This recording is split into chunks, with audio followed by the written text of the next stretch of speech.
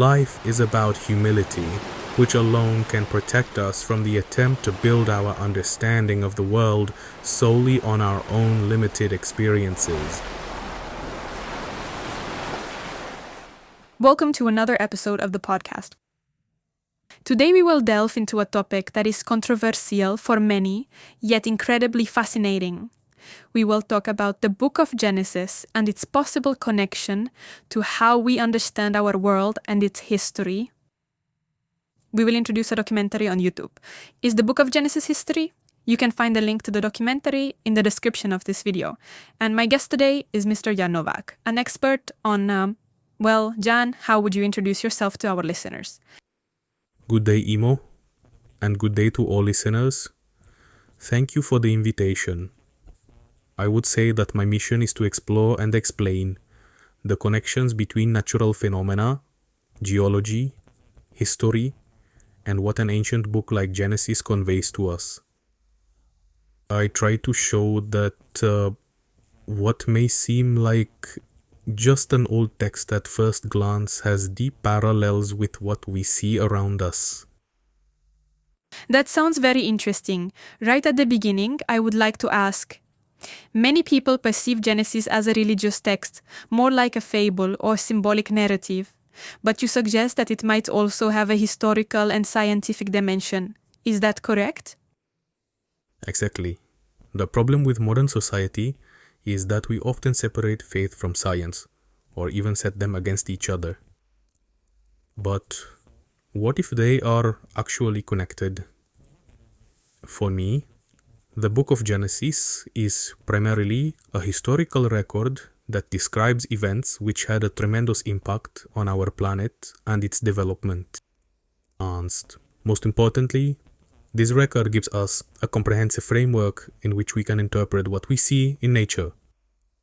And on what basis do you claim that? Where do you see the evidence, the parallels? Do you have any specific examples? Certainly. Let's take a look at something close to all of these, the landscape. Imagine tall mountains, deep canyons, massive rock layers.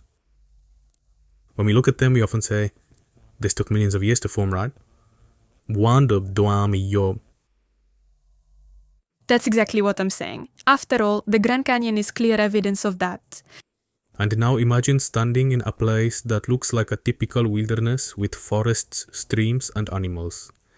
And then an event happens that changes it all into something completely different. Into a landscape full of canyons, ravines, and new rock formations. That really happened. Are you talking about some catastrophe? Exactly. Let's look at a specific example. Mount St. Helens in Washington State, USA. The document mentions that in 1980, most people had never heard of it, but on May 18th, 1980, there was a massive eruption, not only of lava, but also a steam explosion with the force of 20 million tons of TNT. That is unimaginable. Wow, that sounds terrifying. What happened next? It was followed by a cascade of events. First, there was a massive landslide, the largest in recorded history. The land slid at speeds of up to 250 kilometers per hour, burying the landscape and creating a huge avalanche of debris. Then followed a steam explosion that swept away forests over an area of 600 square kilometers, creating deep canyons and ravines. So the volcano literally reshaped the landscape? Yes, that's right. And that's key. In the course of a few hours, days, and weeks after the eruption, geological formations were created that would normally form over millions of years. For example, a canyon carved out by a flow of mud and debris resembles a miniature Grand Canyon, but was formed over several months. The document states that at the bottom a stream emerged, flanked by steep cliffs on the sides, just like the Grand Canyon. That's incredible. And all of this happened in a matter of months, not millions of years. Yes, and that is immensely important to me. We see here processes that can create extensive geological formations very quickly. This challenges the entrenched notion that everything had to take millions and millions of years. And that brings us back to Genesis. So you're suggesting that the processes we see at Mount St. Helens might be similar to those described in Genesis during the Great Flood. Exactly. That's what I'm suggesting. The book of Genesis describes a global flood, and if such an event actually occurred, it would have enormous geological consequences. It could explain the formation of sedimentary layers, fossils and canyons in a much shorter time frame than is usually assumed. We see layers of rocks that settled on top of each other very quickly, sometimes even within a few hours. That would be unimaginable if they formed slowly over millions of years. I understand. So for you, St. Helens is a kind of small model of what might have happened on a much larger scale. You could say that. It's like living proof. At Mount St. Helens, we see how, during a catastrophic event, a huge amount of material is moved and deposited, how layers form, how erosion shapes emerge. The document states that even plants and geological formations are younger than I am, meaning younger than a person born before 1980. This is strong evidence of the rapidity of geological changes. Interestingly, the document mentions dating the rocks to an incredible 2 million years. And at the same time, it says all geological formations are younger than me.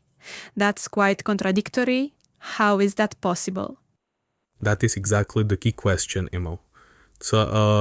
And that is precisely the point where we encounter the problem with dating rocks and how we interpret the past. Radiometric dating, which is used to determine the age of rocks, is based on certain assumptions. If those assumptions are not met, for example, if the rocks formed under different conditions than we assume, or if there were rapid catastrophic events, then the dating results can dramatically differ from reality. So you're saying that the age of 2 million years might not be accurate? Exactly. If we look at rocks that formed during the St. Helens eruption just a few decades ago and have them radiometrically dated, we get ages in the range of hundreds of thousands or even millions of years. This shows that radiometric dating itself may not always be reliable for events that formed as a result of catastrophes. And for me, that is proof that if our science is based on determining what the past looked like, then our worldview is built on sand. That's a strong statement. So what role does the book of Genesis play in all this? For me, the book of Genesis is a kind of manual for the history of the earth. It contains a record of events that occurred in the past and shaped our planet as we know it today. If we accept that the flood was a worldwide event, then it makes sense of so many things we see in geology. Huge sedimentary layers, fossils found all over the world, and rapid formation of canyons and valleys. So you see a connection between what we see in nature and what is described in Genesis? Absolutely. The document states, nothing in this world makes sense except in the light of the book of Genesis. And I fully agree with that. When we look at the world through the lens of Genesis, suddenly the pieces of the puzzle begin to fit together. Your perspective is changing. All those breathtaking things we visited and saw suddenly make deeper sense. And why is it so important to understand the real history? What do you call it? Why is it important to go back to Genesis? In my opinion, that is the most important point. The document beautifully states that the inevitable consequence of an approach where everyone determines their own past is moral relativism. Moral relativism. What do you mean by that? When we don't have a solid foundation, a firm history to build on, then the lines between right and wrong become blurred. Everyone can then claim that their view of the world is just as valid as any other. And that can lead to losing direction, losing values. The book of Genesis gives us that solid foundation, that point from which we can proceed. Gives us the protection directly from the Garden of Eden, where everything began. So, it's about finding solid ground in our understanding of the world? Exactly. And it is also about humility. The document mentions, life is about humility, which alone can protect us from the attempt to base our understanding of the world solely on our own limited experiences. We humans are small and vulnerable, and our experiences are limited. That is why it is so important for us to get acquainted with true history, which gives us a broader perspective. I understand. And what about the mountains you mentioned in the documentary? And your childhood? Do they have any special significance for you in this context? Absolutely. When I look at those enormous mountains, those breathtaking lakes, at the landscape of my childhood in Colorado, they always help me gain the right perspective. There, I realize how truly small we humans are compared to the vastness of nature and time. And at the same time, I realize that this landscape has its own history. And if we really want to understand how it was formed, we need to return to those great events that shaped it. And for me, that event is the worldwide flood, described in Genesis. That's a fascinating perspective, Jane. You've really opened my eyes to how one can view the book of Genesis from a perspective other than just a religious one. And the comparison with Mount St. Helens is very illustrative. Thank you, Emma.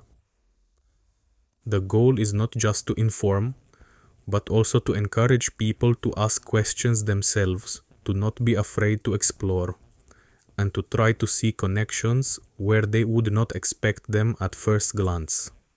Our team did everything to make the evidence as understandable as possible. And you did that today. Thank you very much for taking the time to share your insights with us. It was very thought-provoking. It was my pleasure. Thank you for the invitation. We also thank you, dear listeners, for spending this time with us. We hope today's podcast episode intrigued you and offered a new perspective on the things around us. We look forward to having you with us for the next discussion.